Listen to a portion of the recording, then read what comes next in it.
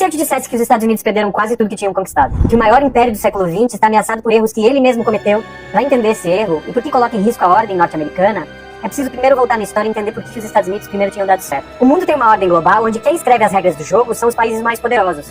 Ao longo do século XX, os Estados Unidos emergiram como os mestres desse jogo. Depois da Segunda Guerra Mundial, em 1945, os Estados Unidos produziam metade de todos os produtos manufaturados do planeta. Porém, a ascensão dos Estados Unidos não veio porque eles tinham fábricas, tecnologia ou exércitos. Os Estados Unidos se desenvolveram porque eles tinham um conjunto de ideias que organizaram a sociedade norte-americana por gerações. Porém, hoje esse império não é mais o mesmo. O que os Estados Unidos fizeram para se tornar império? Qual erro eles cometeram para colocar tudo em risco?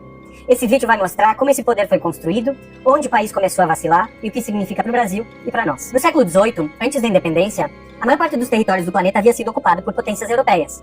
Impérios como Portugal, Espanha, França e Inglaterra espalharam seus idiomas, seus sistemas políticos e suas religiões de modo a moldar a maior parte dos países que viriam a se tornar independentes nos anos seguintes. Nesse contexto surgiram as colônias inglesas da América do Norte, que viriam a ser os Estados Unidos. Lá, diferente de outros processos de colonização, ocorreu um processo de povoamento, ou seja, a fixação estável de famílias inteiras em pequenas propriedades, com agricultura de subsistência e uma intensa vida comunitária. Esse modelo funcionava como uma cultura política nova, que programava valores, comportamentos e atitudes que favoreciam a iniciativa privada, o individualismo e a inovação. O protestantismo dominante reforçava a disciplina, a responsabilidade individual e a leitura da Bíblia, incentivando a alfabetização e o pensamento crítico. Com o autogoverno local e a cultura de resolução de problemas coletivos, os colonos aprendiam a pensar e agir de maneira independente. Essas experiências favoreceram a Revolução Norte-Americana que viria a tornar os Estados Unidos independentes da Inglaterra. A Constituição dos Estados Unidos de 1787, que está valendo até hoje, consagrou princípios como a divisão entre os poderes, direitos individuais, igualdade dos indivíduos perante as leis, liberdade de expressão, que viriam a estruturar uma cultura política de autonomia e de participação cidadã nas decisões coletivas. Óbvio que a gente não precisa idealizar os Estados Unidos. Houve escravidão e genocídio dos povos indígenas lá. Mas a gente precisa poder comparar com o Brasil. O processo de ocupação do Brasil foi com base em exploração dos recursos naturais, formação de fazendas de plantation com monocultura e amplo uso de trabalho escravo, uma pequena elite com muito poder e muitos recursos na sua mão. A Igreja Católica rezava as missas em latim, a maior parte das pessoas não tinha acesso ao aprendizado da leitura, permanecendo analfabetos por séculos. Isso fez com que a cultura dos Estados Unidos e a cultura brasileira, o algoritmo mental das duas populações, fosse bastante diferente. Isso é importante porque no início do século XX, essa disparidade já aparecia nos números. 90% da população norte-americana sabia ler e escrever, enquanto somente 20% dos brasileiros eram alfabetizados. Isso quer dizer que os Estados Unidos foram incentivados a inovar, fizeram uma revolução, e o Brasil permaneceu colônia e foi incentivado a obedecer.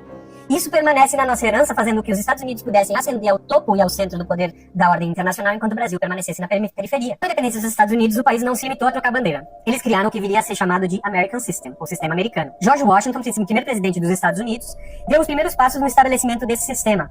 No seu discurso de despedida, ele aconselhou as futuras gerações a não criarem alianças permanentes e manter uma independência estratégica do país em relação a qualquer potência estrangeira. George Washington também indicou que a expansão das colônias do leste da América do Norte em direção ao oeste seria necessário para garantir território e recursos naturais, unificar o continente sob controle dos norte-americanos para evitar outras potências como a Inglaterra de entrar no território e garantir o crescimento econômico sustentável dos Estados Unidos. Para consolidar o sistema, os Estados Unidos ocuparam as terras indígenas e incorporaram os novos territórios como novos estados.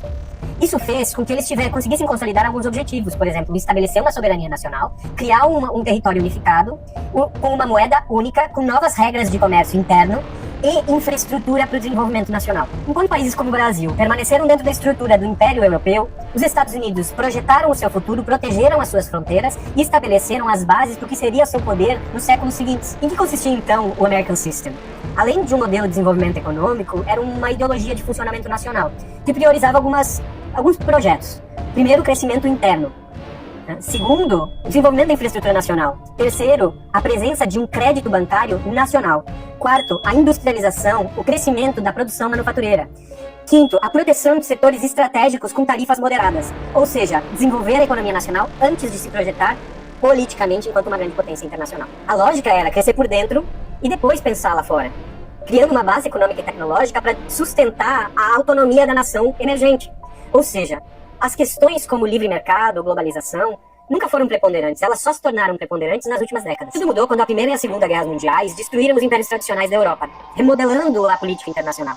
Os Estados Unidos se beneficiaram da posição geográfica que eles tinham do outro lado do Atlântico para negociar com os dois lados da guerra, o tempo todo, vendendo produtos industriais e pouco a pouco ganhando riqueza, tecnologia e experiência logística.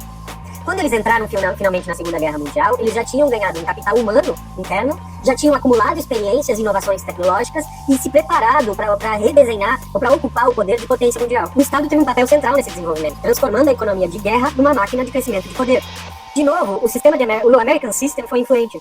Proteção da economia nacional, defesa de setores estratégicos, incentivo ao investimento público para a industrialização, um alinhamento direto entre as estratégias do governo e o esforço da iniciativa privada, dos grandes empresários norte-americanos, conectando a população norte-americana num grande esforço nacional para se transformar na grande potência que iria substituir os impérios tradicionais da Europa. Ao longo do século XX, ocorreram duas revoluções industriais centralizadas nos Estados Unidos. A primeira revolução industrial tinha sido na Inglaterra, com o carvão e a máquina a vapor. A segunda revolução industrial, ela trouxe a eletricidade, a indústria química, os automóveis, as telecomunicações. A terceira revolução industrial, ela trouxe a internet, a tecnologia da informação, os computadores.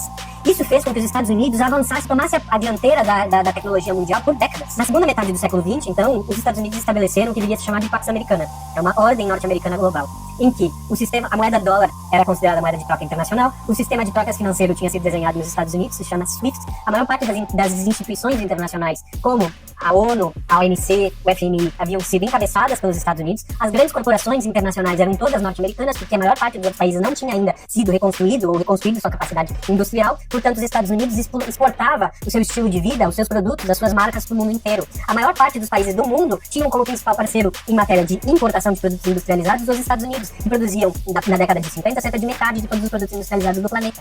Ou seja, os Estados Unidos estabeleceram a sua própria ordem internacional. Aqui não vem ao caso a Guerra Fria, isso vai ficar para um outro vídeo, mas aqui é importante notar que o Ocidente foi encabeçado pelos Estados Unidos a partir de então. Além da economia, os Estados Unidos também dominaram a cultura global. A língua inglesa virou referência, os filmes de Hollywood foram exportados para o mundo inteiro, as pessoas começaram a sonhar com as marcas e com os costumes norte-americanos. O American Dream, o sonho norte-americano, virou um padrão de consumo e um padrão de cultura para o mundo inteiro, estabelecendo quais são os padrões de aspiração de vida para todos os povos do planeta. A trajetória da ordem mundial, então, desembocou num sistema de influência com os Estados Unidos no centro, do ponto de vista econômico, político e cultural. Mas a gente precisa notar que o Estado, o governo norte-americano, foi muito importante na transformação, na geração dessa superpotência, ao garantir infraestrutura, investimento e estratégia industrial, fazendo com que os Estados Unidos se transformassem na potência capaz de moldar e de definir a trajetória das instituições além dos outros países. Esse modelo que deu certo nos Estados Unidos não foi o modelo que eles exportaram para o mundo a partir de 1990, quando a Guerra Fria acabou.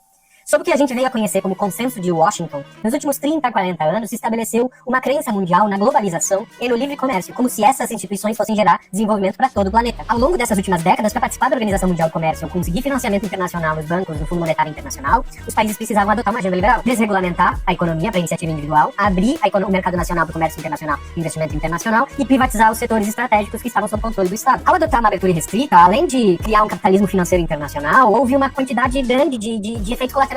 Muitas fábricas nos Estados Unidos fecharam, muitos empregos no setor industrial desapareceram, e boa parte das tecnologias que davam a vantagem econômica aos Estados Unidos puderam ser copiadas e transferidas para potências emergentes, sobretudo a China. Internamente, essa liberalização gerou vários problemas, como o aumento da desigualdade social e a perda de oportunidades de emprego para os norte-americanos, e ficam agora totalmente vulneráveis a qualquer tipo de crise internacional. E é aqui que está a ironia. A potência que antes se desenvolveu através de um protecionismo do Estado sobre os setores estratégicos da indústria, agora fica totalmente vulnerável a potências emergentes que conseguem reproduzir a estratégia de desenvolvimento que os Estados Unidos tinham feito antes. Enquanto isso, países como o Brasil absorveram essa ideologia de maneira crítica, foram colonizados mentalmente, acreditando que a desregulamentação, a privatização e a abertura comercial fossem gerar algum tipo de desenvolvimento. Mas, na realidade, o que gerou desenvolvimento nos Estados Unidos foi exatamente o oposto disso. Então, como é que a gente vai se desenvolver se a gente não investir em educação, não investir em tecnologia e não proteger uma indústria nascente em setores estratégicos? Eis a ilusão de um país que foi colonizado. O paradoxo, então, é esse. A potência que se desenvolveu com base no protecionismo comercial, no investimento industrial e no planejamento estratégico agora se vê diante de uma crise social em função da ascensão de adversários que notaram que podem se desenvolver de uma maneira diferente.